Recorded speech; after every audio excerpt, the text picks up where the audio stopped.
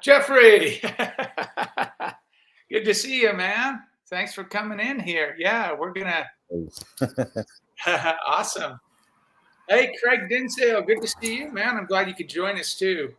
Um, yeah, we're back. I mean, we are here. I can't believe it. It's been a minute or two or three, as they say, whatever they say now, right? It's been a minute. But you probably know, all the changes I've had in my life and moving down here to New Mexico and all this stuff. So, but it's good to come back and kind of reformat a little bit and welcome everybody. Hey, Chaz Light, good to see you. First time here. Awesome. Thank you for coming in. And if anybody wants to come over to the StreamYard, I think I can have 6 people in here or something like that. So, yeah, thank you, Craig. I appreciate that. We are back on the waves for at least a minute. So. And look, there's Bernadette. Good to see you, Bernadette. I appreciate you coming in. The waves for at least a minute. I'm still trying to figure this out. Good to see you, Bernadette. Yeah. Oh, I got him there. I'm still trying to figure this out. Yeah, it'll take a minute for everybody to kind of get back in the groove, but Grumpy Trucker, hello from Pascoag, Rhode Island. Interesting. Okay, good. Good to see you. Hey, Ray Finkel, glad to see you. Welcome, everybody. I didn't expect this many people to be in here, actually, so I'm kind of surprised.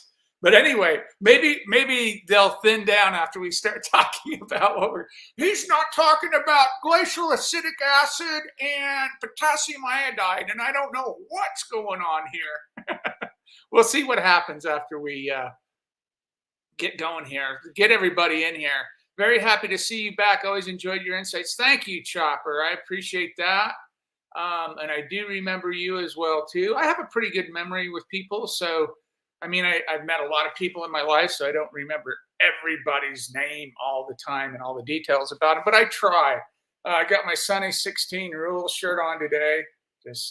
I just saw that pop up on my thing there. So, but anyway, so welcome. I'm back trying to do something with the help of some encouraging emails, and Bernadette was one of them that sent me some email about coming back on and talking about art, right? That's what we're doing here, really. And that's really what we want to try to excel at. And I don't know about you, and we'll get into this in a minute, but I don't know about you, but things have changed in the world a lot. I don't know about this week, but eventually I'll turn you on to Rick Beato. If you've never heard of Rick Beato, if you love music, and I know most of you do, I mean, come on, we're all kind of in the same thing here. Rick Beato is he's a talented musician. He's about my age, maybe a year or two older. And he's got some great insights on what's happened to art, and specifically music. We'll maybe get into that and see what you guys think about it. I'd love to have you guys just come on in, unmute yourself, add into these conversations, because really that's all I'm going to do is I'm going to try to address this kind of intersection between being a creative type, as Becker calls him, or an artist, and the knowledge of your death, which is, I know you're probably thinking, he really isn't going to talk about collodion today. I might talk a little bit about collodion, I don't know, but no, we're going to talk about what it means to be an artist in the face of your own mortality. And I bet you, if you hang with me, I bet you anything, there'll be a couple of clicks in your head that you say, oh my goodness, yeah, okay.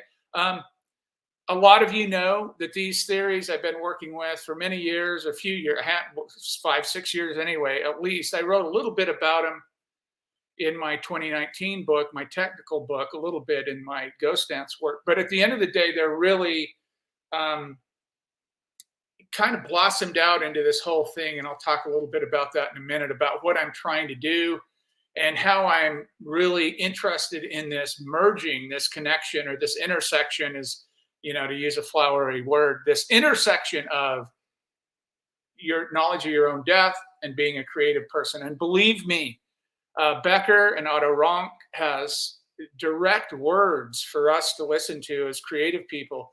And I do believe what Rick Rubin said in his book, The Creative Act, and we'll get into a little bit of that sometime too. He said that all human beings are creative. And I do believe that. I really do believe that. Let's see what we got. Ray Finkel. Ray Finkel, I just bought your book Thursday. Can't wait to get it in the mail. Your videos have been such a great resource. Ray, when you get your book, send me an email. I greatly appreciate that. Send me an email and I'll send you a link for the Vimeo workshops to go with that book. And I hope you'll enjoy it. I appreciate the support. Peter O'Donnell, my brother. That's my Irish friend that I haven't seen for a little while. So I'm glad to see you in here, Peter. I appreciate you coming in. And congratulations. I don't know if I ever got to congratulate you on getting your master's, your graduate degree, but congratulations in that. Peter's in Ireland, and he's been on the show before with his orotones. He came on and gave us a book about orotones. And I've got that in my library back here. Great book. So if you're interested in orotones, go see Peter O'Donnell. So great. Thank you for joining me. I greatly appreciate this. Gratitude is something that I've been trying to bring into my life and be conscious of and acknowledge, right? Every day you get up, wow, I'm alive. I'm above ground. I love this. This is wonderful. Some days you don't feel as good as others, obviously. I mean, we all have our things, but I'm grateful. I'm grateful that you're here. So let's do this. I'm going to jump over here. I've just got, because I got to keep on track somehow. I got a little bit of a walkthrough, but anybody can chime in anytime. This is not, I'm not going to be commanding, the vocal here all the time. I mean, I can fill in, but I want to get you involved as well too. Grumpy Trucker said, bought your book a few years ago and forgot about it, then bought the newer one late last year. Well, I appreciate your double support, Grumpy Trucker. I appreciate that. I really do. So let's go over here. I'm going to jump into the share your screen stuff here. Share screen. Studio Q, there it is. Share, there it is. View, slideshow. So I wanted to start out with something that everybody has an interest in. Whether they know it or not, they have an interest in this topic. Because if you consider yourself even slightly creative or even have a small inkling toward expressing yourself through fashioning some object, painting, photography, sculpture, music, doing something along those lines, this will apply to you. The Creative Mind and Mortality. And again, bear with me here. I have to step back a little bit and kind of give you an overview. If you're new to these theories and how they apply to the artist, and believe me, they apply to the artist like nothing else. And also, just as a side note, I have an email into Sheldon Solomon. A quick recap. Last year, I was going to have Sheldon on. My brother died on August 4th. 30 days later, my father died on September 5th. And I had a move going on at the time. I had to deal with all that. So I couldn't get him on. I couldn't even do a recording. So I never got back. So here we are, July. And I talked to him the other day. I do have an email into him. So we may, not next week, but maybe one of the following weeks, I'll get Sheldon on here. And I've got some really specific questions about, as I unfolded and as I delved into these theories very deeply. I mean, so I spent four mountains in the four mountains. I spent 4 mountains in the years in Colorado. I spent 4 years in the mountains of Colorado. And a couple of those winters, I did mostly nothing but writing. And believe me, if you've ever been in Colorado in the winter, in the mountains, you have a lot of time to stay indoors and write and be on your computer. But some people are on their computers, even in sunny, nice weather. But anyway, so I have gotten deeply into those questions and theories, or questions around those theories. And I just like to bring Sheldon back on. I'm currently in a course right now with a gentleman called James Rowe. He wrote the book called Radical Mindfulness. Yeah, let me get the full title here. I'll tell you what it is. Radical Mindfulness. Where is it? Okay, I might have to look it up. Radical Mindfulness. And the second part is what really gives the whole title meaning. Okay, why transforming fear of death is politically vital. And that's James Rowe. He teaches it on Vancouver Island on the tip in Victoria. He teaches it at the university there. And Tuesday nights, been gathering. I got his book. I read his book. Well, almost all of his book. I've gotten almost all the way through his book. But he talks about specifically about these theories and how if we don't transform, you can guess we're in a lot of trouble. And why I said in one of these titles, I said it's really important for us to come together as a community, as artists, and share ideas and try to help one another grow and see through these kind of difficult things.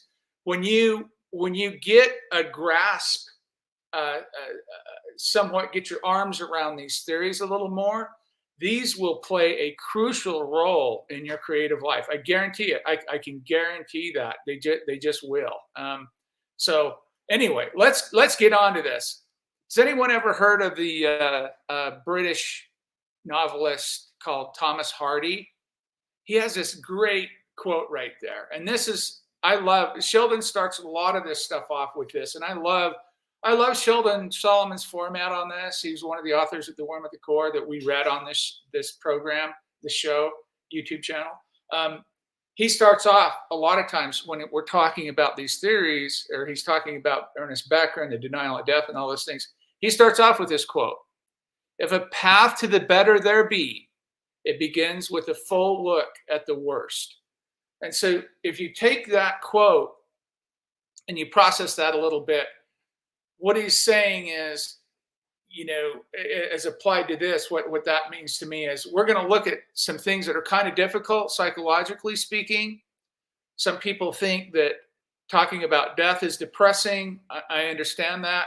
But if you bear with me and you give me a little bit of flexibility here, you may see that acknowledging your mortality or understanding that your death is coming, never know when, never know how, it will open up a new avenue, both in your personal life and your creative life, to engage more every day. So sometimes if we think of that reminder, that death reminder, that mortality reminder, like the Latin says, like tempus fugit memento mori, right?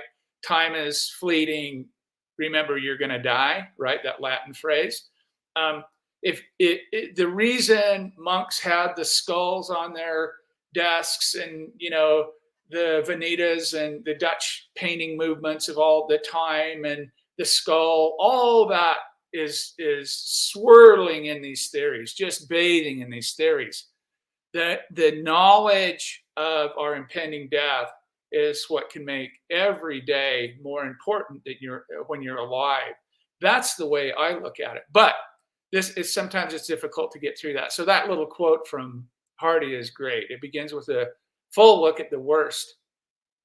Let's start out with this question. Anybody chime in, answer this any way you want. This is not a quiz. There's nothing going on like that here. But what do you think the purpose of art is, or the function of art? Think about. Actually, let me do this. I'm going to go through these. I want you to think about them. Then we can come back and look at them. If you want to chime in on them, if you don't, if you just want to kind of chew on them and go through them later, you can. Whatever. But that's the first question. Why are you making art? Have you ever articulated this? Have you ever really sat down and really deeply thought about, like, why am I doing this? What is the purpose of this? A lot of people, and it's fine, but a lot of people will say, well, I've got to pay my rent. Oh, there's Chaz. There you go. That's a very good one. We'll get to that. Yes. Yeah. Catharsis, right? Some kind of therapeutic, some kind of release. What are we releasing? What is it that we're trying through a creative expression? What is it that we're trying to release? What is that therapy? What is the therapeutic for? What is the condition that we're in that therapeutic's for? That's a great one word answer, actually, though. So think about that one. You ever think about your death? Now, a lot of times people will say, ooh, I've got a lump right here. And all of a sudden, oh my God, or, ooh, that car almost hit me. Oh, or you go by a cemetery, or you hear a siren, or you actually see an accident, or, whatever it is. When thoughts of death start coming around, or in the public view, so to speak, we automatically say, oh, yeah, that's right. I am going to die too. That's right.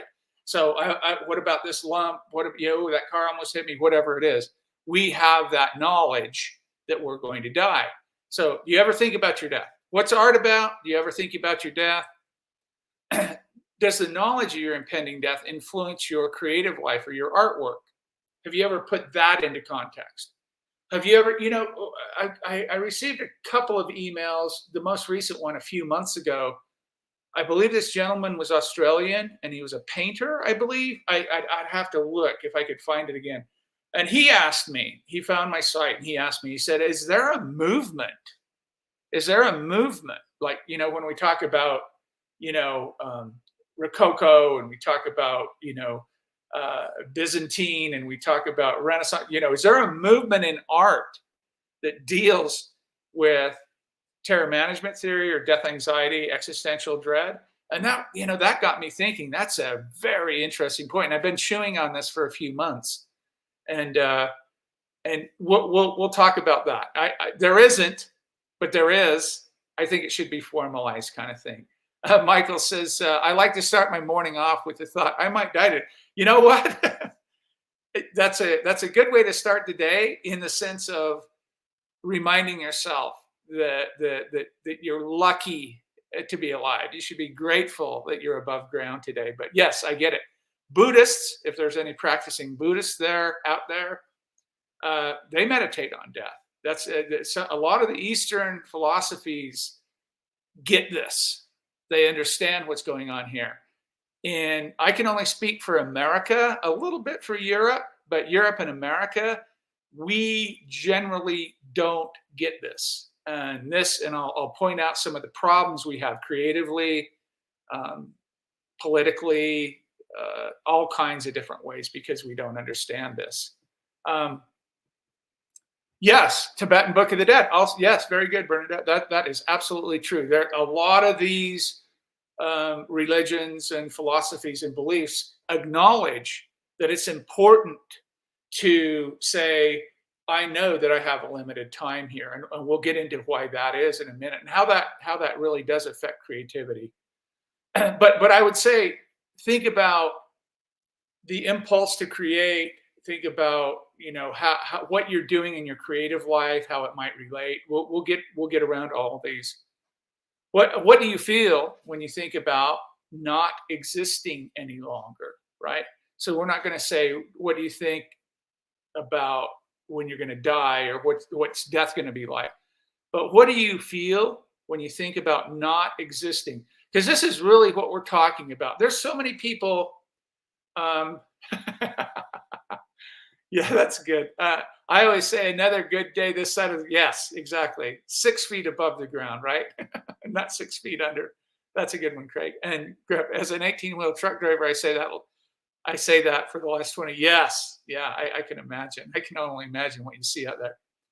But a lot of times what people get confused about when we talk about these things, when we talk about the knowledge of your death, your creative life, your personal life, a lot of people say, hey, look, I'm not afraid of death. I don't think about death. And my response to that is perfect. That's exactly what our culture is set up to do, is to wrap you up in what Becker calls a cultural worldview. Our culture gives us things to distract ourselves with, right? Illusions, jobs, relationships, religions, politics, whatever it is, right? Music, art. Our culture gives us or offers up ways, constructs, cultural constructs, and ways for us to lean on those to buffer our existential dread so we don't think about our death. So when I hear somebody say, I don't know what this guy's talking about, I never think about my death. Right. That's good. You're wrapped right up in it. But I'm going to argue, I'm going to put out here right now, if you're a creative type or you're an artist, I guarantee you think about your death. I guarantee it. You may not formalize it in the way we're going to try to do in this and tie it into a creative life and understand what you're doing and why you're doing it, but you think about your death. And Otto and Ernest Becker made it very clear that the creative type or the artist is just as neurotic as the average person, but they're able to take their neuroses and what Becker calls transference and put it out onto an object, fashion something and put it out there. And in psychological mumbo jumbo, it's called transference. So that anxiety, that existential dread, artists put on the work, whatever that is. And we'll talk about that. But what do you feel? Think about that one. What do you feel when you think about not existing anymore? And it's not just about dying, right? The act of death, the moment of death may last a few seconds or a few minutes or whatever. That's not really what we fear. What we fear is the impermanence and the personal insignificance. That's what we fear. We don't fear death. We fear not existing anymore and not making any difference in the world while we've been here. So that's why a lot of people on their deathbeds have these regrets, quote unquote, right? Oh, I wish I would have done that. I wish I would have done. What's my life? What has my life meant? You know, kind of thing. They kind of lament all these things. And those are the people which in these kinds of phraseology, this kind of verbiage we're talking about in these theories are called culturally constructed meat puppets. So they're just dangling on the strings of the culture and they're just, I don't think about my death. I'm just going to my job. I'm just doing my stuff. I'm just going to the football game. I'm just, whatever it is they're doing. And then all of a sudden they wake up, all of a sudden they find themselves on their deathbed with some horrible disease or some accident or something. They're saying they're dying. And they're in extremis, they're in the process of dying, and they say, wow, I'm not going to exist anymore, and what did I do with my life? So that personal insignificance, sometimes it's called existential guilt too, but that's for all of us. We all have that. So not existing versus dying, that's the big thing. And then finally, just a light one, right? Just a tiny little, just a simple little question that you can throw the answer out there for. We'll get to this too. But that's the ultimate kind of question human beings ask. So having this framework of these 4 or 5 questions, let's just kind of go on and jump in anytime you want to on this. But let's go on and really talk about what I want to address with you to see if there's any interest here. And on top of that, maybe even give you some fodder or food for thought, especially in your creative life, whether you're doing photography or it doesn't matter. It doesn't matter the medium. It's irrelevant. So what's this about and why should I care? As 15 or 20 viewers are wondering, right? What's this guy? He isn't talking about developer collodion. So what is he talking about? Well, this is about the drive to survive, to stay alive and reproduce, and the knowledge that you're going to die. So take those 2 concepts just for a second here, right? Just like every other animal, the rabbit and the bird and the dog and the fox, all of them have this will to survive, right? A disinclination to death, if you want to put it lightly. They have not only the will to survive instinctively, they also have the need or the want to reproduce, to carry their genes on. So that's one side. And we have that, just like a rabbit or a fox or a dog. We have that, obviously, right? But we have something uniquely human beyond that. We have the knowledge of our death. So if you have a pet, or you don't even have to have a pet, you see animals about, that raccoon or that cat or that dog doesn't know it's going to die, as far as we know. They don't know they're going to die. They don't carry that burden. And believe me, this condition, the human condition, is what it's called, or what I call it, arouses a lot of existential anxiety or death anxiety. And why is that? Because these two things are in direct conflict with one another. Survive, reproduce, and the knowledge that you're going to die. Direct conflict. That just brings up all kinds of anxiety. So what should we do about this? Well, that's what we're going to talk about. And we're going to specifically address what artists can think about and how artists respond to these ideas, first off. And there it is. This isn't about the fear of actually dying. It's about the fear of impermanence and personal insignificance. That's what really gets us. That's what gets us. And why should you care? This conflict is what drives your creativity. It also drives your need to create. Symbolic immortality, we're going to talk about that. Symbolic immortality are the key words here. Through art, we leave something behind that will endure, or at least we think it will. So we know we're physically going to die, go into the ground, or go into a crematorium, whatever it is, and we won't be here anymore. But if we fashion something and put it out there, if we write a book, if we make a photograph, if we get our name on a building, if we have a lot of children, or we whatever it is, right? A great scientific discovery, those kinds of things tend to ensure some kind of symbolic immortality. And we're also after literal immortality as well too. There's a place not far from here in Phoenix, Arizona, or Scottsdale, the cryogenics lab. Human beings have their heads lopped off after they're dead, or their entire bodies put into the deep freeze, right? They're wanting literal immortality, right? And so sometimes you can even cross over, and religions also provide literal immortality. So when I die, yeah, I may physically die, but I'm not really going to die. I still exist. I'm either reborn or going to heaven, going to another place, whatever it is, right? So that's another form of that. We crave that.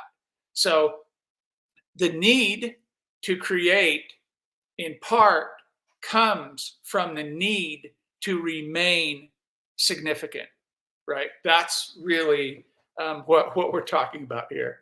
That's good, Chess. I like that one. That's good, nice light stuff. Platinum print lasts how long? You know what? A platinum palladium print won't last the duration. You can say 5,000 years or 10,000 years or 1,000,000 years, but guess what? It eventually goes away. And that's really what we're getting down to. But yeah, that's a great point. I like that. A little levity there. So the purpose of this whole thing is to show how artists differ in response to existential terror, the knowledge of their death, and how it affects their artwork. That's the big thing right there.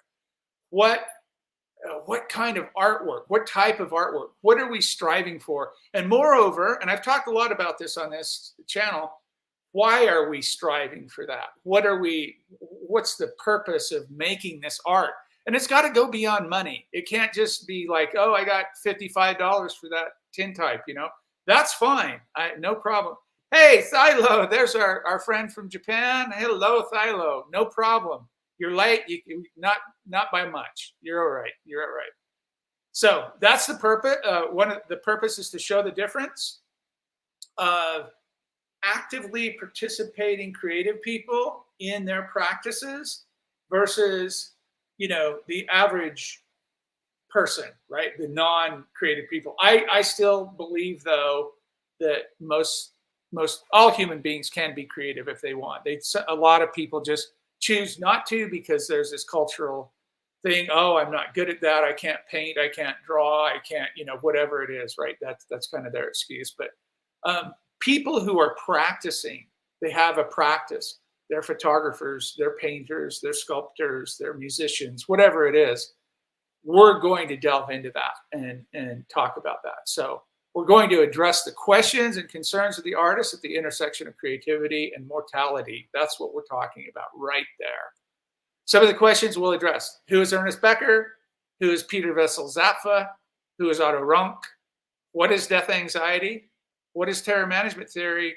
And how does this stuff connect to art and creativity? That's the biggest thing of all right there.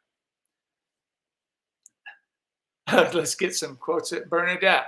We are all born creative. It's an education that kills a lot of it. Yes, and not only, I agree with that, Bernadette, not only the education, and maybe you mean this too, but it's the cultural influence, right? See, in America, it's not good enough to be average anymore. We have a will to that supremacy, right? We have to be the very best at whatever we do, because the second place is only the first loser. So we've set these standards that aren't attainable for most people.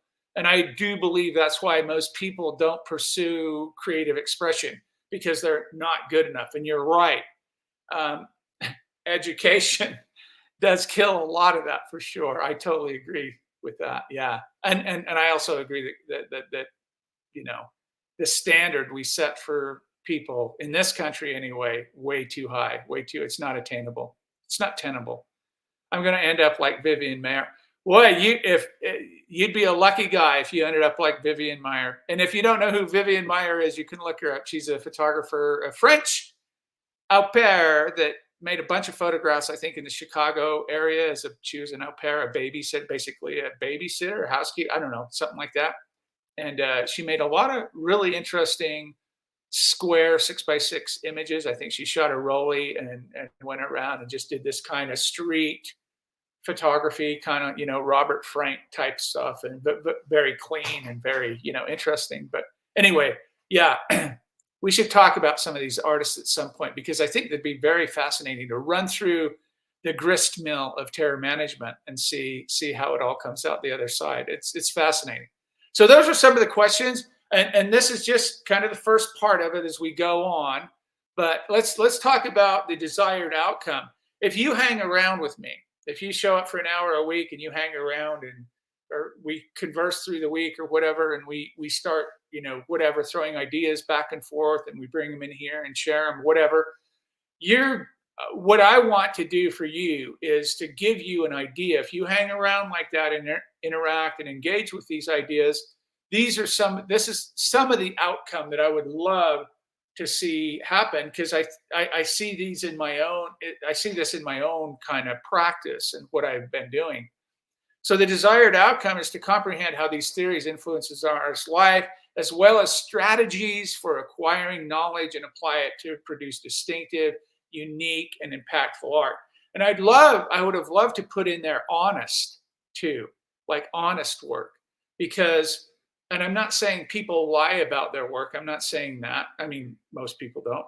But I'm talking about honest work in the sense of truly authentic work that's coming from the artists themselves, not work that's coming from some popular trend or some new chemical for a photo process or some new painting application. None of that. I'm talking about authentic, honest work. And that's, I think that's, if you pay attention to these and really kind of scratch at them a little bit and dig into them, you're going to find yourself thinking about these things, these ideas, in a very applicable way to your creative life. And they have a strong impact on it once you process or metabolize these ideas. Okay, so when we're finished with this, or kind of roundabout or through this, we can ask, can you talk about art that you've made with the influences of these theories? This is where the concept of movement comes from, right? I think all artwork is created with these theories in mind. It's just that the artists don't know that they're employing these theories. That's the whole gist of this thing. And I think with that elevation of awareness, self-examination, really thinking deeply about what you're doing and how the reasons why you're making a certain choice, or making certain content you want to include, or certain things you want to say, you'll see how these theories influence your decisions. What role does mortality or the awareness of your impending death play in the creation of your art? Can you give an example of terror management theory in your creative life? That's going to be easy for you after a couple of these. How can you apply Becker's concept of urge to heroism or immortality projects to your creative endeavors? And would you be able to incorporate the concepts of both the biological human and the symbolic human into a piece of work? If so, how would you do that? And we're going to get to these things. These are just things I want to put in your head and have you roll around for a minute, because at the end of the day, they're all going to come back to basically Ernest Becker's book. The majority of this, the denial of death, they're all going to come back to this. So I know that's a lot to kind of take in, but I just wanted to kind of go over what my goal with this is, and we can still do technical stuff if you want. I'm okay with that, but this is what I'm most interested in, to be honest with you. But these are the books and resources I'm using through doing this: The Denial of Death, Birth and Death of Meaning, Escape from Evil, Art and Artists, The Worm at the Core, The Role of Death in Life.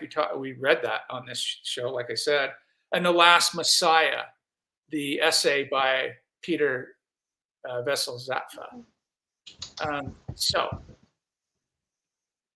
let's jump over here. Let's get into the meat and bones of this. I'm going to take this off. No, I can leave that. Let's get into the meat and bones of this here. The human condition. So when we talk about the human condition, people have different. Does anybody have a definition of what the human condition means to them? It's just a personal opinion. When you hear the words "the human condition," what comes to mind? Is it we're all stuck here? We're all, the human condition is never being satisfied. What is it? Do you have any thoughts on that? Let me know. But the human condition, this is how I define it. The problem, again, this is a stressful discussion. Is it? Yeah, it probably is, actually. It probably is a stressful, I'm going to remove this real quick. Probably is a stressful discussion. Yes. Go ahead, Bernadette. Oh, you can hear me?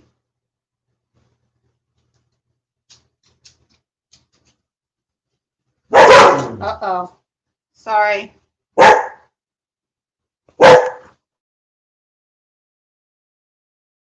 That's all right. Okay. Oh, stop. I'm sorry. Every time I take the mute off, my dog barks. Okay.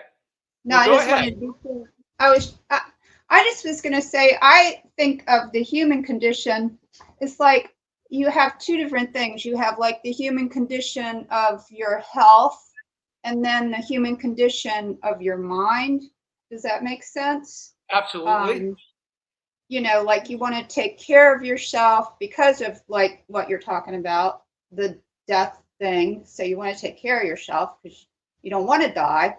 But then you have the whole mind thing going, like this I get monkey mind. That's one of my problems. I go in all these different directions. If that makes sense, that's what I think of when I say the word human. It's this whole package of both physical and mental and all of that. That makes sense. Very good. Yes, I totally agree. And correct me if I'm wrong, but monkey mind comes from the meditation terminology, right? Where you can't clear your mind and you get monkey mind kind of thing, right? Oh yeah, just every different direction that I can go in, I will go in. Yes, I'm so glad you brought that up, Bernadette, because that's directly related, and it's going to take a little bit of diving here to get to it, but that is directly related to these theories, the death anxiety that we all share. And believe me, and I know there's people watching this right now. And again, I'll say it again. What are you talking about? I'm not afraid of death. I don't have death anxiety. I'm not afraid of dying. And again, I'm going to reiterate this. I understand that. I get that. And I believe you. I totally believe you. But I want to explain why I have death anxiety and you appear not to, or you say you don't have death anxiety. And the reason for that is that you're ensconced or you're wrapped up in a cultural worldview that's supporting your illusions and distractions to keep that out of your unconscious, to keep that buried in the psychological bushes, as it were, right? So, and that's the point. That's the point of culture, to do that. Culture is there. Human beings have invented culture to give us ways to buffer this existential dread. And so when your mind races, when you're all over the place, these are typical, and we're going to get to this as well too. I know I keep saying that, but these are typical responses to someone that's on the middle of the road, that's all wrapped up in their cultural worldview, and they don't think about death. And I believe that because they're so distracted by their culture. Then you have us creative types that wander off. And this side of the road, we find our culture is not providing us constructs that are valuable or give us meaning and significance in our life. So we become depressed. We become bummed out. We think it's all meaningless. It doesn't matter. I'm bummed out. I'm depressed. This culture gives me nothing. Then go over to the other side of the road, and you veer off on that side of the road. According to Becker, now we're into the schizophrenia area. Now we're into the area where my mind is just everything's a possibility. You know, the rocks are talking, the trees are yelling at me. There's all kinds of stuff happening here. So according to Becker, you know, most people are in the middle, all wrapped up in their bubble of their cultural illusion to never have death on their mind. And when they're reminded of it, they quickly push it out. Remember the proximal and distal defenses in the worm at the core? They push it out. We are in such a death-denying culture. The main problem we have in this country is death denial. In this world, and I'll speak for the world because human beings are human beings. I don't care where you're at. America is definitely a death-denying culture. We sanitize it. We take bodies away. We put them in suits and makeup. We put them in coffins and let people say, I mean, we are just like, we sterilize it completely. Death, not me, not now, go away. We don't want this stuff. And this is the powerful driving force. So whether you have monkey mind and you're stressed out and all these things are coming to your mind, that's a sign probably that your culture isn't providing you what you need to bury this anxiety, this existential dread deep enough in your unconscious. Now, the problem with burying it and staying there is just like I said, at the end of your life, you say, what is this? I just woke up from this like thing and now I'm dying and I didn't do anything. So Becker talks about the ability to be aware, and this is where artists come in. This is what Ronk talked about, the neuroses of an artist. They're able to transfer that. They're able to take that neuroses and transfer it into their artwork. And this is really important. And is all artwork neurotic? Most of it is, actually. Most of it is an act of neuroses, to be honest with you. And I know we don't think of it, oh, I just made a photograph of a beautiful flower, a beautiful river. What do you mean that's neurotic? Well, we'll get into that. We'll talk about that. So the desire to survive, reproduce, and not die. And then Ray Finkel, beautiful. Yeah, for sure. Yeah, very, very Buddhist, right? Very Buddhist oriented. And again, they have meditation on death, suffering for sure. No doubt about it, the human condition. But it's better than talking about the art of photography than cameras. Like here you go, Michael. This is where we are getting to the meat and potatoes, as we say in America. This is the thing. These are wonderful distractions, right?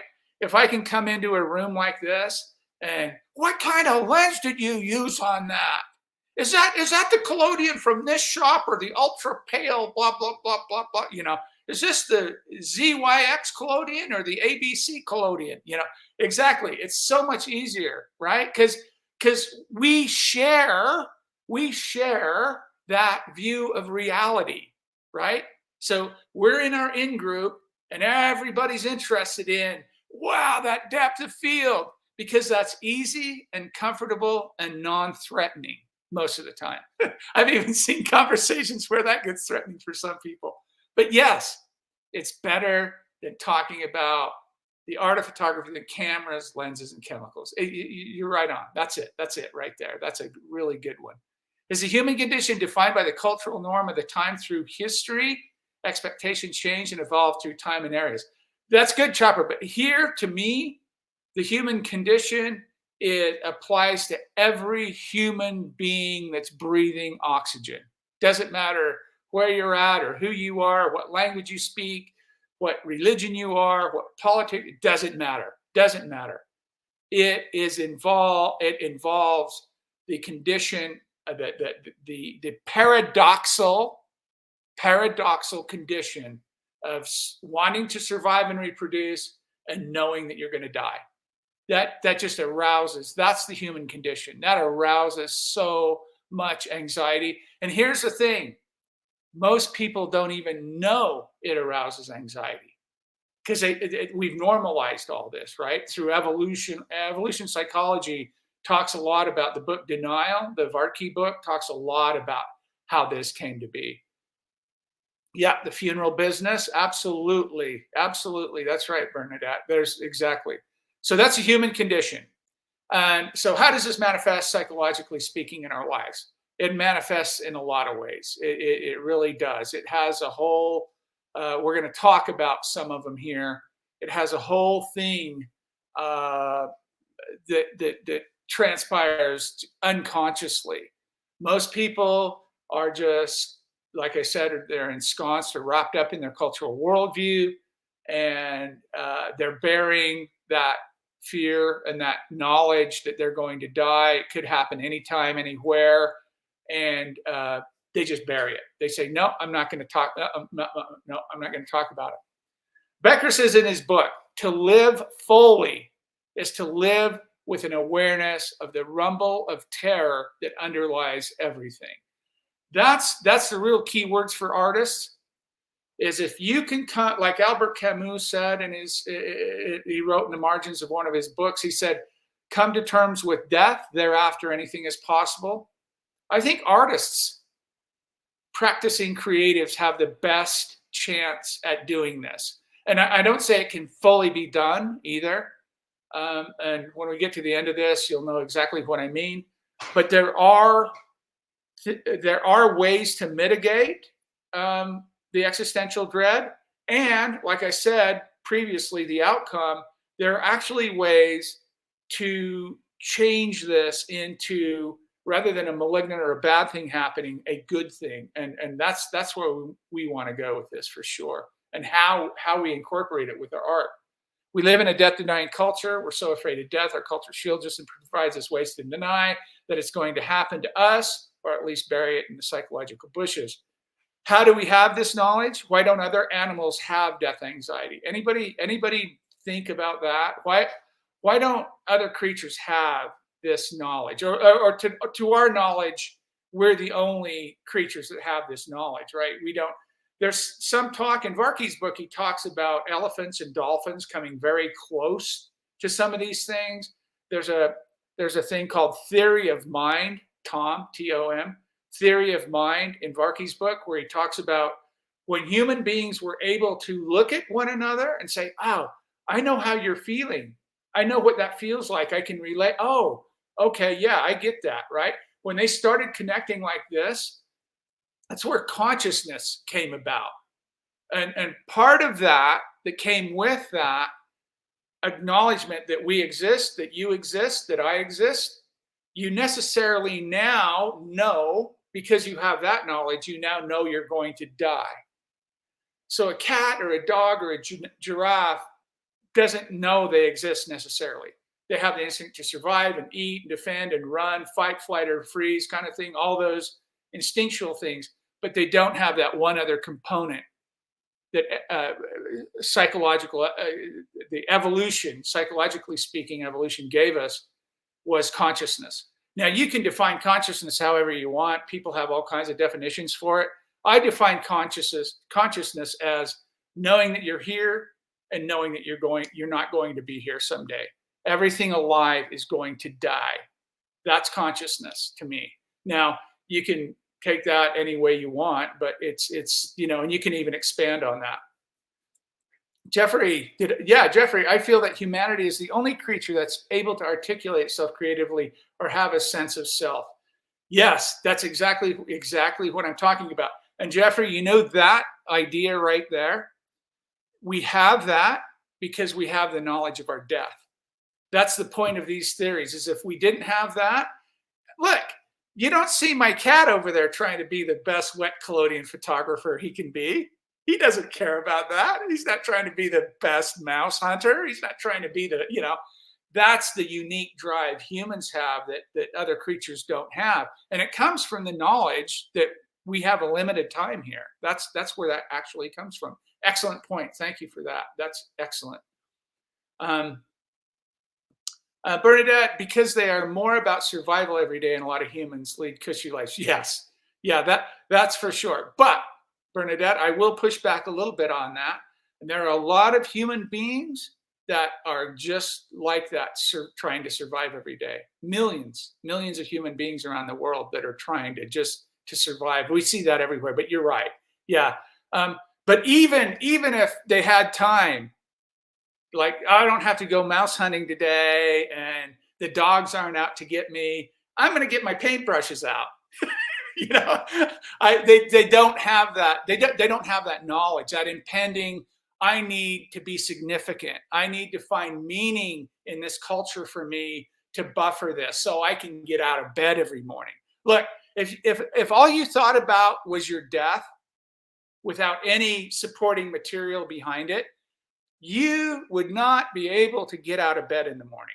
You would curl up in a ball. Becker Solomon says you'd curl up in the corner and you'd be reaching for a sedative the size of a Buick every morning. I mean, you wouldn't be able to function. And this is what evolutionary psychology has given us, is some basic form explanation of how this came about, how we're able to get out of bed. What gets us out of bed? Meaning and significance, right? Man, I'm going to go make that photograph of that bridge today. I'm going to go, I'm going to paint this, 20 by 30 inch canvas of, whatever. I'm going to go sculpt this. I'm going to start writing this song. Oh, I got this great idea for this chapter in a book I'm going to write. That's what gets us out of bed in the morning. Some people will say, I got to go to work and earn money and pay the bills. Those are all cultural constructs, right? Those are things to keep us distracted and busy. Part of that is to play into commerce and make your economy go, and politics. And there's a lot of other kind of supporting ideas behind there. But what gets you out of bed in the morning and what gets you going is the possibility of finding significance and meaning in your life that day. And you have to find something that's meaningful, whether it's your spouse, your children, your partner, your job, your religion, your politics, your whatever it is. You have to find it. Michael, Lady Jane Goodall, yes, believes that chimpanzees had a concept of death, but I don't believe they understood it at the level humans do. Yes, exactly right, Michael. That's correct. That's my understanding of her as well, too. And it's really interesting because along these same lines, if you look at elephants, they have some kind of grieving process. They have these graveyards. They have, there's the beginning. And if you read Varkey's book, it's called Denial. And if you go on my website and you search Denial or Varkey, you'll find the book, or go to Amazon and you can find it. It's called Denial. Human beings are successfully survived because we can deny and we can lie. We're lying about our existence and we're denying that we're going to die every day. We're sitting on here talking about coming back next week. Really? That's a form of death denial. Are you kidding me? How do you know you're going to come back next week, Quinn? I walk out of here and fall and hit my head on get stung by a scorpion out here in the desert, for God's sake. I don't know, get bit by a rattlesnake, actually. We have the black-tailed rattlesnakes here. So that's a form death denial, just saying, hey, I'm going to be there next week. I'll see you tomorrow, or I'll go next year. Or, I'll put that off to next. That is a form of death denial. That's what we have. So chimpanzees, sorry. I agree. I've seen that same thing. And there are some very interesting animal behavior that may change that philosophy. I don't know. I'm wherever the evidence leads me, I'll go. If we think chimpanzees or elephants or dolphins have this knowledge, hey. Yeah, so I was just going to get to that. Let's see. With death and denial, it feels like people worry about tomorrow less and less about today. Dogs and cats seem to. Yes, exactly right. That's exactly right. And you know what, Chopper, if you think about it, and I believe you're a creative, right? I mean, I think you are. I don't know you personally, but I'm going to assume you're an artist or a creative type. When you're creating that work, I got another great book called Flow up here, and I can't. The Hungarian's author's name is about 40 letters long, and I dare not try to pronounce it. But the state of flow. A lot of times when I'm making art, I get into the state of flow. I just time goes away. What day is it? I'm not thinking. I'm surely not thinking about my death. I'm surely not thinking about having existential dread and those kinds of things, right? So there is the idea in the act of creating is a form of terror management theory, because you do live in that moment. You're not saying, I'm going to create something next week, or my investment in 3 years is going to pay off. You're right there, right now. And this is really important. That's a really important part of a creative life, is to get into that state of flow as often as you can. It's a form of meditation. And at the end, we'll talk about what that actually means, meditation wise. Yes, crows. Yeah, we set goals for ourselves. Yeah, Jeffrey, that's true. Yeah, and on top of all of those wonderful human attributes, and I saw the crows. Crows also, and Bernadette says, and Ray does as well. Hold funerals. Okay, so here's my take. I love crows. I love ravens. We had them all over the mountain up there in Colorado. I don't see any crows here. I have greckles, white-winged doves, mourning doves, desert cardinals, sparrows, all kinds of birds like that. No crows. But I got so interested in crows, and I found a body of a crow that was killed by a fox or a mountain lion or something on the mountain there. And I took its wing home, and I took the wings off, and I made some contact prints of the feathers and things like that. But crows, my knowledge, and I could be wrong, correct me if I'm wrong, because I'm fallible like every human being. They have the intelligence level of a 7-year-old human. So if you start mixing and matching, and now you'd have to define, like, what do you mean when they hold funerals? I know that about elephants as well too. Elephants have kind of a gathering place or something. My point is, there are inklings of this kind of formalizing ritual about death and how to stave it off. If they're doing those things, that is a form of terror management theory. If they are aware of that, just like humans are. So if you were with me when I read The Worm at the Core, the authors talked about Gilgamesh, talked about in Turkey, the early funeral places and temples, and religion plays a big role in managing death anxiety. So when you see those things start coming up in any culture, and if you're in the animal world, if you saw crows standing around lowering a bird into the ground, or so, if you saw that, you'd know that they're, and maybe you could even argue this point about them, what they're doing. And Bernadette says they gather together when one dies. Okay, yeah, same as elephants then. Okay. Like my phone just did. That's okay. That's all right. You're all right, Bernadette. So back to this real quick. Tens of thousands of years, humans have evolved to mask this terror, just like we just talked about. Humans have invented culture to provide ways to distract and mask the reality of our condition. This is the biggest thing that I see. This is the absolute biggest thing that if you get nothing else out of this today, take this away. For the next week, just casually pay attention to all the things you see in your culture that acts as a distraction. Is it hyped up news events? Is it politics? Is it weather? Is it sports club? Is it, we invent, we're constantly masking, denying, and lying. That's how we survive. We deny and we lie. We lie about our condition and we deny that we're going to die. And yet we still know we're going to die, but we deny it. So yeah, that's a tough place to be in. So culture provides us ways that we can bolster or fortify our self-esteem, and self-esteem is the buffer for death anxiety, terror management. So having said that, culture provides us these ways: get a good job, pay your bills, have a partner, maybe even have children or adopt children, whatever you're doing, get a promotion, get your name on the building, make a great photograph, make a body of work, write a book. All of these things are ways our culture has provided us ways to distract or buffer.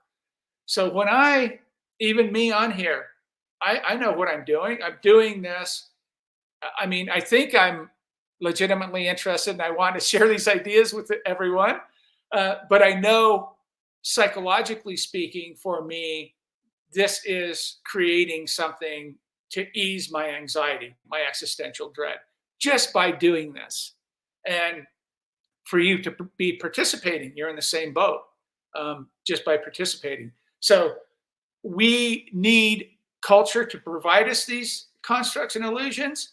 And then when we comply with those, they need to fortify or build our self-esteem, make us feel good, make us feel like we have meaning and significance in our culture. And self-esteem is the kryptonite for death anxiety or existential terror. Now, the problem with self-esteem is you can easily cross over into narcissism. So as we get through this, you'll understand what I mean by that. But so culture provides us ways to buffer our existential dread or our death anxiety. And that's through these distractions that we have. Mortality salience, just a word that will come up as we go through these ideas. Mortality salience is a concept from terror management theory, refers to the awareness of one's own inevitable death, right? That's what we're talking about. According to TMT, individuals are reminded their mortality. It triggers existential anxiety or death anxiety, which they manage through various psychological mechanisms. These mechanisms often involve reinforcing cultural worldviews, self-esteem, and behaviors that provide a sense of meaning and value. So as artists, we can look at this and immediately connect with all of that, right? We understand it.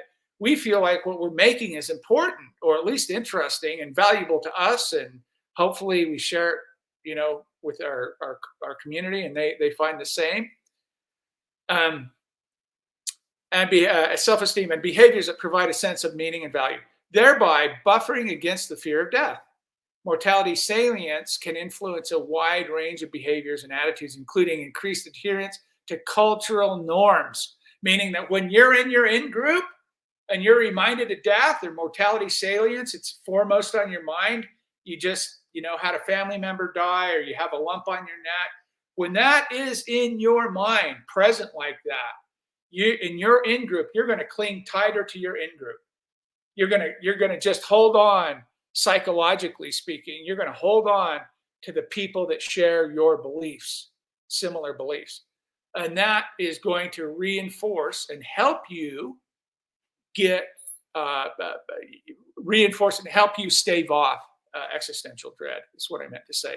So adherence to cultural norms, prejudice against outgroups, meaning you're in your in-group, you hate that outgroup even more now. Wow. Yeah, that outgroup, that they have got to the other, right? Marginalizing people, that kind of thing. and stronger in-group favoritism. That's what I just talked about. So these ideas, when you're in your in-group and you're challenged with somebody who's different, they look different, they act different, they eat different food, they wear different clothes, they speak a different language, whatever it is, whatever the color of their shirt, the size of their nose, whatever it is, you're going to put your defenses up and defend your cultural worldview because you're being threatened by something that's different. Now, why is that a challenge? That's a challenge because your cultural worldview is the very thing that staves off your existential dread. So if you come upon somebody that's different and has a different cultural worldview than you, psychologically speaking, that trips a link in your head that says, oh my God, if they're right about their cultural worldview and I'm wrong, I have no coping mechanism. I'm laid bare. That creates arouses a tremendous amount of psychological anxiety. So what do? The person either converts them to their in-group or they get rid of them.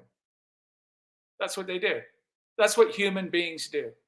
And if you look around the world and you look at things going on in the world, you're going to see this psychological dynamic play out every single time. From the Hamas-Israeli war, Putin, Ukraine, red and blue in America, Trump and Biden. We just had the debate a couple of weeks ago, and they're there, two men in their 80, almost 80, and one's 81, standing up there just denying death, right?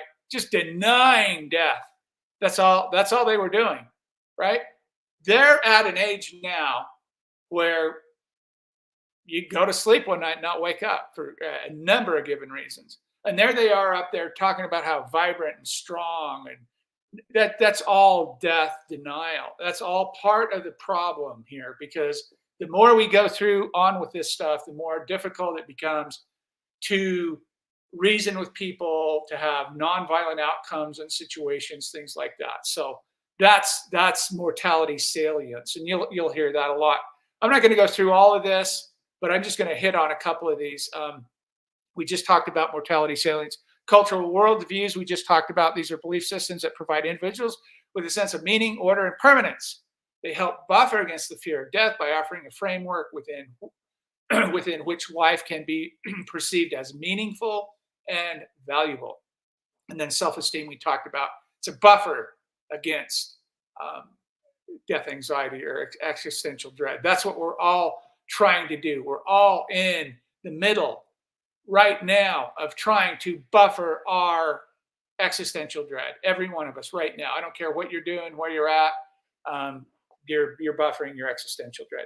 Bernadette, do you think that fascination with death helps a person deal with death? I worry I am too fascinated with death. Yeah. Yes, to answer your question pointedly, I do. Now, it depends on what kind of fascination you have with death, I guess. I better clarify.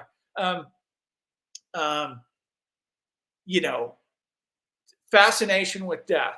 So this kind of, I'm not so much fascinated with death as I am. Let me see if I can phrase this properly, see if it makes sense for you. I totally understand what you're saying. But I'm not so much fascinated with death because I really don't know what it is, to be honest. I don't know what it is. I'm more fascinated with human behavior as a result of the knowledge of death. I'm more interested. So I'm more interested in the effects that the knowledge of our death has on human behavior than actual death itself.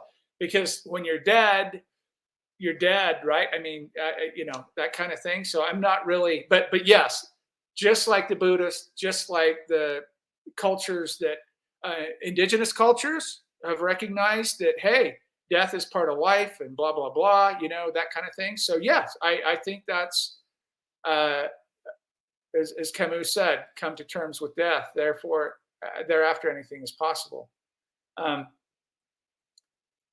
Seems like the greatest denial is afterlife. Explain that, Chaz. Like, what do you mean? You mean people denying that there's an afterlife, or people wanting there to be an afterlife, or what do you mean by that? That's an interesting comment. I think you're a genius. Thank you for these conversations. Stouffer's stovetop stuffing. Wow, thank you so much for that, Stouffer's. I really appreciate that comment. I don't eat that garbage, but okay. Chopper. Well, now with today's discussion, my mind has gone to thinking of making cyanotype silhouette prints of dead animals. But hey, look at that. See, now Chopper just made my day, right? I haven't even gotten the meat of things, and he's already taken off onto this idea. So I love that. Awesome. I love that idea. And I love the blue too, unless you tone them, of course. Bernadette, I like darker images and traditions, etc., but I have Pollyanna personality. So what you're saying is you have a very positive personality, but there's a side of you that's acknowledging this otherness and this otherworldly stuff. I get it. Oh, believing there's an afterlife seems like the greatest denial.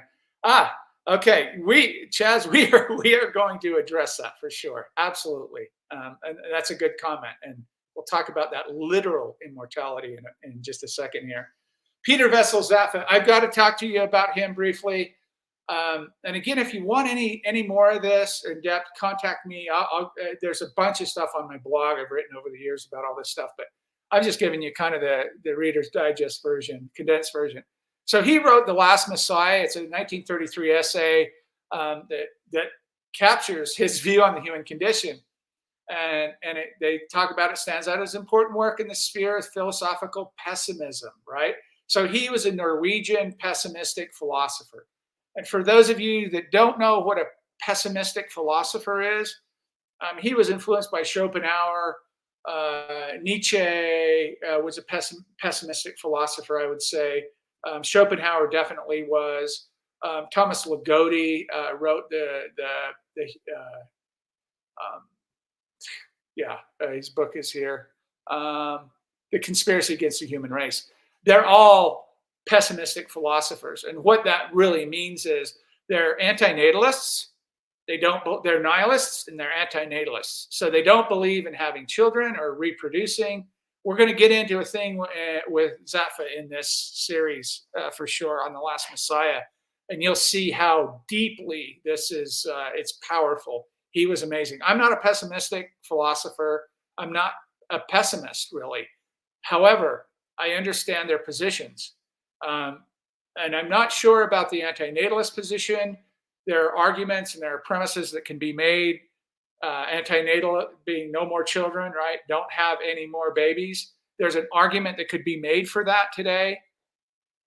He makes a strong one. Ligotti, him, Schopenhauer, there's a lot of them make very strong arguments about antinatalism and nihilism, just, off yourself, die by suicide, whatever. But the ironic thing is this guy lived until he was 90 years old, believe it or not. But so anyway, that's Zaffa, and his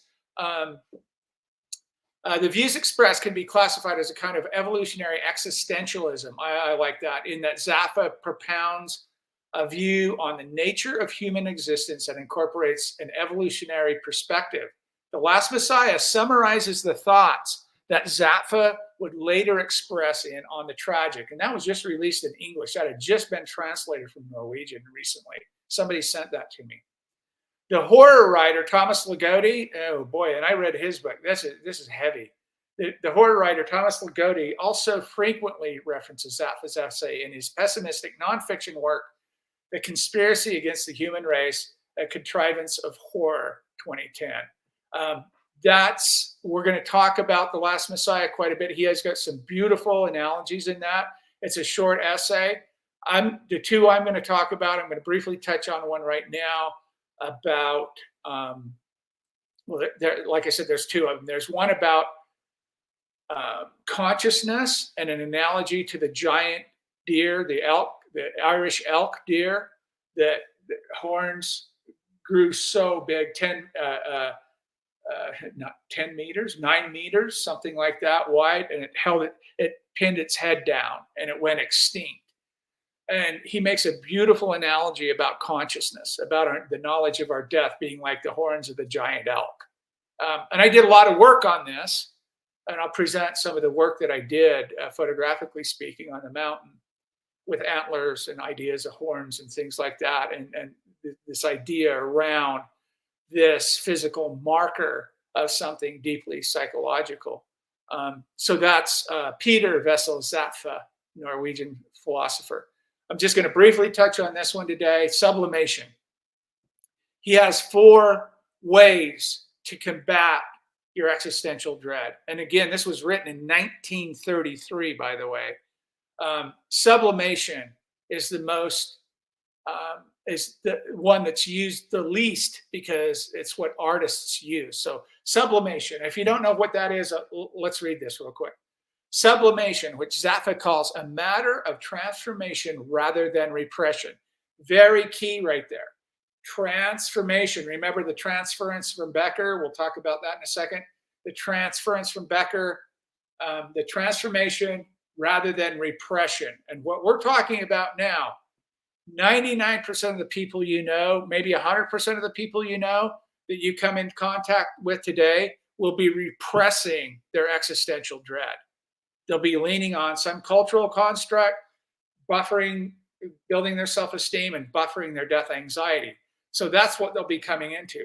So when you start opening this up, and I start encouraging artists to confront this, and myself included, and make artwork about this, where I don't care what medium you work in, make artwork about this, you start seeing changes in the artwork. You start seeing depth. You start seeing honesty. There is a whole bunch of stuff, and we're going to get into all of that about what this does to a creative person. But anyway, a matter of transformation rather than repression. It involves turning the very pain of living into valuable experiences. So remember, he's a pessimistic philosopher. So when he talks about the very pain of living, I think it was Ray that said suffering. He's right. He's right there with you there, into valuable experiences. And what that means is valuable experiences are objects that you form or create and that you're able to put your existential dread onto just by the very act of creation. You're doing that, but valuable experiences. He continues, positive impulses engage the evil and put it to their own ends, fastening onto its pictorial, dramatic, heroic, lyric, or even comic aspects. There you go. He just covered everything, right? Basically. He also notes that the essay, The Last Messiah itself, is an attempt at such sublimation. I love that. I love when, philosophers or psychologists or sociologists or anthropologists or what ologists they are, actually acknowledge the very act of what I'm doing here is in service of denying, staving off death anxiety. And then he goes on to say, for Zapfe, sublimation is the rarest of protective mechanisms. We'll go over the other 3 in the future, but this is for the artist. So it's the rarest of protective mechanisms, meaning, like I said earlier, there's not a whole lot of practicing creative people. I mean, there seems to be, but in this context, there really isn't. Most people are not practicing a creative lifestyle. This is for them. Sublimation is for the active artist. Most people can limit the contents of their consciousness using the previous 3 mechanisms, those ones we haven't talked about, staving off existential angst and world weariness. But when these forms of repression fail and the tragic cannot be ignored, sublimation offers a remedy, a way of turning the unignorable pain of living into creative, positive, and aesthetic, valuable works. That is really the gist of what we're talking about getting to. And at the end of the day, Zapfe was 40 years before Becker. And I've always wondered if Becker read Zapfe. I just feel like he has.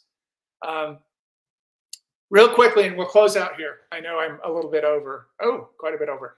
Ernest Becker. He's my guy. He's the guy that got me started on all this. I love this quote. This sums it up really nicely.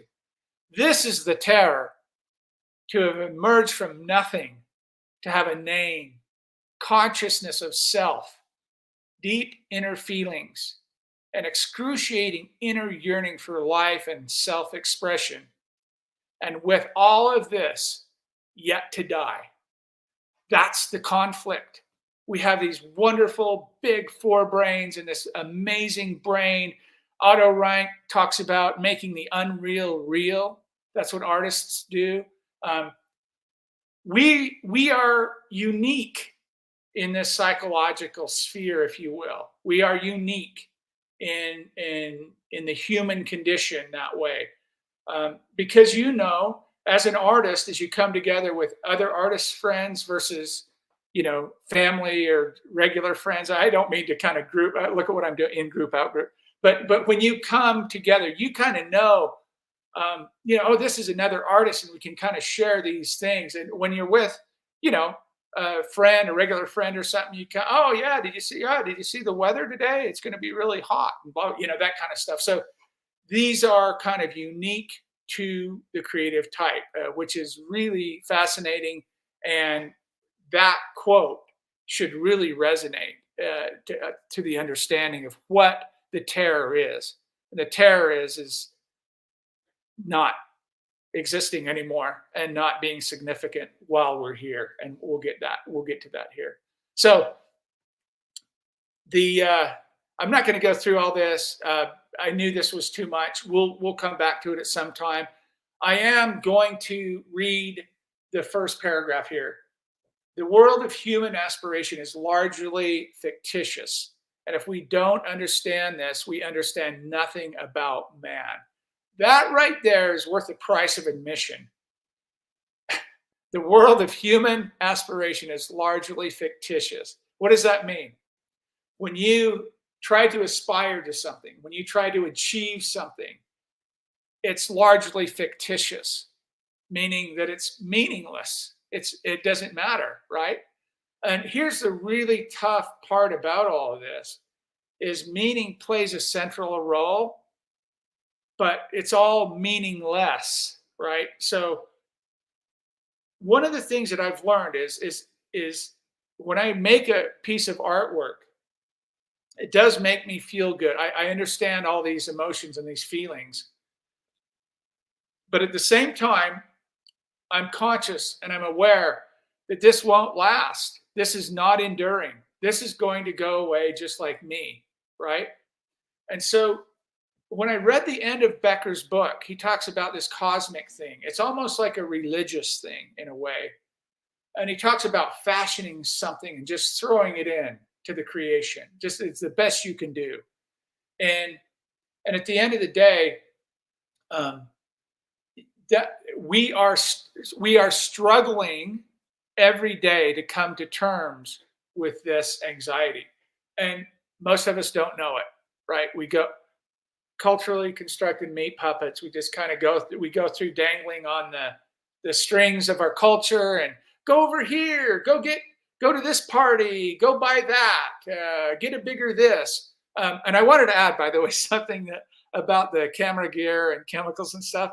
Another reason I talked about, it's easy to talk about, but another reason is it gives this kind of safe bonding that you don't need to share anything with any depth, right? So you don't need to talk about, the photograph isn't really that interesting, or I didn't really have anything to say about it or anything like that. So the gear and the chemistry and the techniques are really easy topics to breach that way. And they're non-threatening in this sense and in every other way.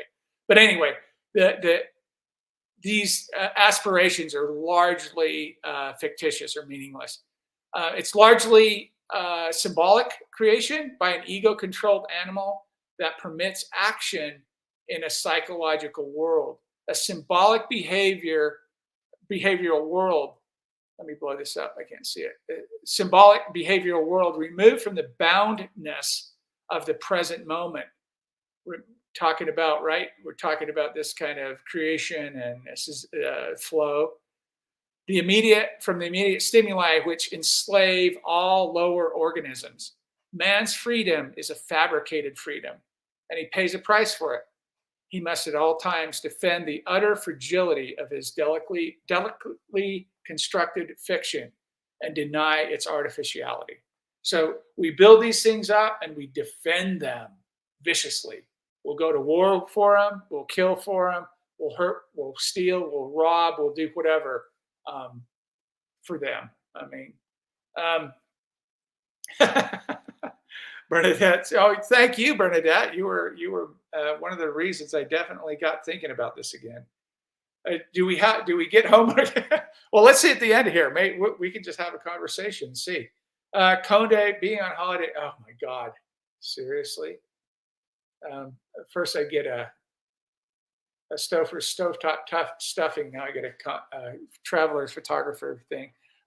So that in of itself, we'll go back to the second paragraph at another time when we get into these a little bit deeper. Real quickly on transference, I talked a little bit about this. In the Denial of Death, he discusses the concept of transference as a part of the exploration of human behavior and psychological mechanisms for coping with the awareness of mortality. Becker describes transference as a psychological process where individuals project their own feelings, desires, and expectations onto other people or objects, often idealizing them. This mechanism allows individuals to feel a sense of security and purpose by aligning themselves with something or someone they perceive as powerful, protective, or immortal. That's really great. And as you can see in the world today too, politically speaking, all these people globally, right? It's not just here in America, but globally attracted to this certain type of personality for a political leader. A lot of those ideas come about from terror management theory, about denying, trying to stave off death anxiety. So Becker argues that transference is a way for people to deal with the terror of death by finding surrogate figures who represent strength, wisdom, and immortality. By attaching themselves to these figures, individuals can feel as if they are part of something greater and more enduring than their own fragile existence. This process can manifest in various forms, such as hero worship, religious devotion, or even romantic relationships, where the beloved is seen as an idealized savior. And he goes on to say, this relationship thing just came to mind when I read his book. He goes on to say, so you're in a relationship, and you know the oxytocin that's released in your brain when you're in a relationship, right? My partner, whoever they are, is just so wonderful and amazing, and I get all these ooey gooey, just amazing. And then that oxytocin goes away. Becker didn't know about oxytocin, but he writes a little bit about what that is. And that oxytocin goes away, and guess what happens? Becker says the person sees their significant other with clay feet. I just love that analogy of clay feet, right? They were almost like God status, right? Deity status, and now they've got clay feet. I thought that was interesting. Anyway, okay, here we go. Clean it up here, clean it up. In summary, Ernest Becker's concept of transference in the denial of death is a psychological mechanism through which individuals cope with the fear of death by projecting their desires and fears onto idealized figures or objects, providing a sense of security and continuity in the face of mortality. So you can see, as an artist, if you make something, I don't care if you write a poem or sing a song or play an instrument or whatever, if you make something and you put it out there, it doesn't just have to be physical. You can do that. You can put words and music and everything out there. If you make something like that and put it out there, you're using transference. That's what you're doing. And we'll talk about why people want to get in the galleries and all this other stuff. I don't have a lot of time to go through this. I might have to wait until next time. But Otto Rank and the artist. This is one of the most important things Becker talks about. Otto Rank was a student of Freud. He had significant contributions to the understanding of creativity, the artist, and existential psychology. That's why I'm interested in him. He explored the relationship between the artist and the existential terror, which he viewed through the lens of creativity and the individual's struggle with the fear of death and the quest for immortality. Rank posited that artists in their creative endeavors confront and transcend existential terror, the fundamental anxiety related to the awareness of mortality and the limitations of human existence. Here are some key points from Rank's perspective. Creativity is a response to existential anxiety. Rank believed that the act of creating art is a way for individuals to confront and manage their existential anxieties. I know that to be factual, by the way. I know I can speak for myself anyway, and there's quite a large body of evidence that says the same thing. By creating something enduring and meaningful, artists can symbolically achieve a form of immortality. The heroic nature of the artist. Rank saw artists as heroic figures who dare to face the fundamental anxieties of existence. In their work, they grapple with themes of life, death, and the quest for meaning, serving as pioneers in the exploration of the human condition. Here's a double-edged sword of creativity.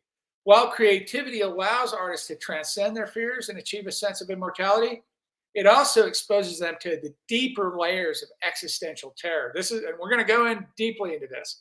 The act of creation brings the artist closer to confronting the void, making the process both a refuge and a source of anxiety. We're going to get into that one big time.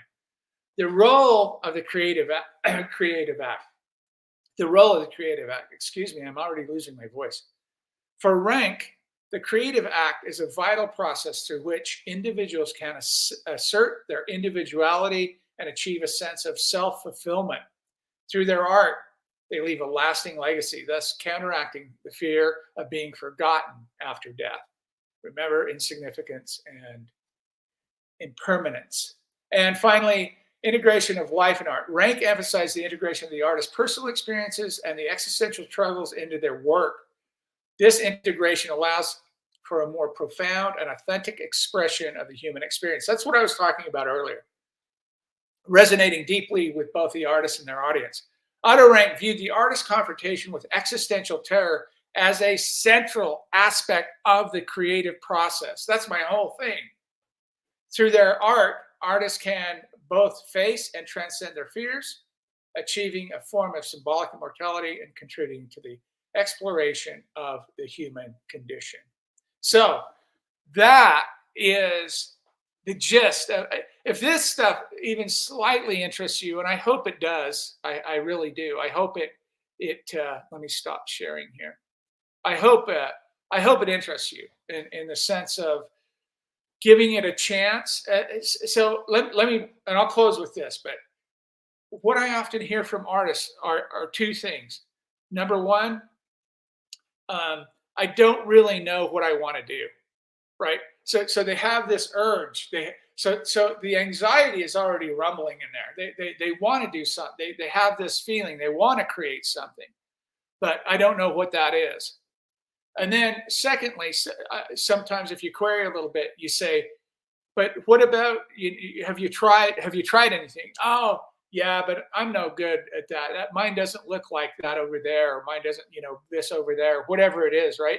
So now they don't know what they have the anxiety, they want to express themselves, and now they're comparing themselves with other artists out there. You remember the first question I asked, what is the purpose of art, or the function of art? How would anybody answer that now? What do you think the purpose or the function of art? What you leave behind? Yes, right? That's it. Your immortality project. Causa sui is what Becker, we'll get into that as well too. Immortality. We're all doing immortality projects. We're all working on them every day because, God, we do not want to be forgotten. We just don't. You say, I don't feel that way. Yeah, you do feel that way. You just don't know it. You're covering it up. It's psychological. And most events or processes, psychologically speaking, about 99% of them happen unconsciously. We don't even know they're happening. It's just, especially something evolutionarily speaking like that. But so the bottom line, we have the desire to create, we have the motives to create, and we have the need to create. And the function of art for me, and I don't want to throw this out there and then leave, but The function of art for me is to quell my existential dread with the hopes of engaging an audience with these ideas in order for them to understand these ideas and then help them, and especially if they're artists, help them understand. All you have to do as an artist is be aware of what you're doing. You don't have to learn anything necessarily. You just have to be aware and deeply think. So at the end of the day, when you go out and you make a photograph and you say, why did I make this photograph? What compelled me to pack up my camera and go out and do this, or bring somebody to the studio, or go to my little thing, or whatever it is I'm doing? What compelled me? Deeply think about that and start answering those questions honestly. As you peel back the onion, pretty soon you're going to find yourself there dealing exactly with what I've been kind of dealing with. Yes, that's right, Michael. We're trying to make something permanent and everlasting in an impermanent world. Nothing will last. Nothing. Not even this earth, right? Let alone our piece of photographic paper or a canvas or a sculpture. It just won't last. I mean, we have some works of art from what, 5, 6, 7,000, maybe 20,000. I don't know how old the arts of work are. I don't know, who knows? But there's a limit, right? There's a limit there. Everything we do will not last. So here's the real dilemma, and that's the impermanence is what you're talking about here. The meaninglessness of it. Would it matter if I made artwork or not? Nope, it wouldn't matter. It doesn't matter. Oh, Quinn, you're not going to make any more artwork. No, I'm not going to. Who cares, right? It doesn't matter. If you can come to the understanding that the meaninglessness in your work is the meaningless from the 30,000 foot view, but the intense meaning to you personally for your psychological well-being is incredibly important. So I am convinced that these theories have driven me, and I'll close with this. These theories have driven me down a road. I've been working on my In the Shadow of Sun Mountain book for 3 years, 4 years now, something like that, 3 or 4 years now. And I'm right in the process possibly of making it formal. And I don't really want to, I mean, I've applied and I have an interview for a school to do some work on this. And I want to do, there's a PhD program that I'm going to try to get into and see if I can formalize these ideas. And it's a different kind of program. It's not a research academic. I don't need a PhD. I don't even know that I necessarily want one. But the idea is if I can formalize this stuff, and I put a lot of work into this. I've got, I think, 240 negatives and prints, and I have wet collodion negatives, dry collodion negatives. I have 125 of those. I have about 110 pop prints of all kinds of platinum, calotype, all kinds of stuff, paper negatives, all kinds of stuff. And then I have about 100 RA4 color reversal prints. So I have a whole bunch of work. What I'm trying now to do is put this all together and maybe try to formalize it. And so I'm going to find out about that in the next couple of weeks and see. Maybe I'll do that. It would really invigorate me. Again, I don't need it, but at the end of the day, it was quite a process to apply for this thing. And I had to write quite a bit of stuff for it. And they wanted to know why I would do this degree. And I basically said to formalize all the work that I've done and to learn some more and to shoot it off, ideas off of other people and some of the, my contemporaries and peers and things like that. And maybe go online. I'm about 10 minutes from a university here, but maybe go online and teach one class a semester or something on death and art, and because there's nothing out there. And this, once I unpack all of this, this is fascinating. I believe me, this stuff is just incredibly interesting, and you'll see yourself all over in this once you get into them. I mean, give yourself a chance. But that's what I'm doing. One of the big reasons I decided to come back and try these, although Bernadette and some other people had written me and said, hey, you should do this. It's kind of fun. And again, if you guys have any technical stuff you want to throw out, I'm happy to do that too. Don't shy away from that. But my main objective will be talking about art, the intersection of those two things, art and death, and how that affects the artist, primarily how that affects the artist, and what you can do about it, and how you can kind of formalize your own thing and make that work. But anyway, that's it. I apologize for going over so long, but man, I guess I didn't even get through my material. But I guess at the end of the day, we know that if you're an artist and you're creating work, at least you know today that you're trying to achieve some kind of symbolic immortality, because that's, at least you can gather that. And if you want to, Bernadette, is there any homework? If you want to, you can go on my website, hit the search button. It might be easier this way. Hit the search button and type in Zatva or Peter or Messiah. Type in Messiah. That'll get you there. And there'll be a blog post. You can download The Last Messiah. It's 6 chapters or something. It's an essay. Powerful. Go read that. So you are very welcome, Chaz. Thank you for joining us. And I appreciate my friend Jeffrey and Bernadette for jumping in here live with me, so I'm not talking and looking at myself the whole time. I appreciate that. Look at some other people. So if you have any questions, comments, concerns, send me an email, drop me a note, and I'll continue down this road. Bring back whatever you want. You know, if you have questions, if you have, jump in the discussion, come into the StreamYard. We can have a half a dozen people in here. Come on in, and I'll watch the YouTube chats as well too. So thank you so much. Be happy, be healthy, be grateful. You're above ground and you're breathing oxygen today. That's all. We'll see you next time. Ciao.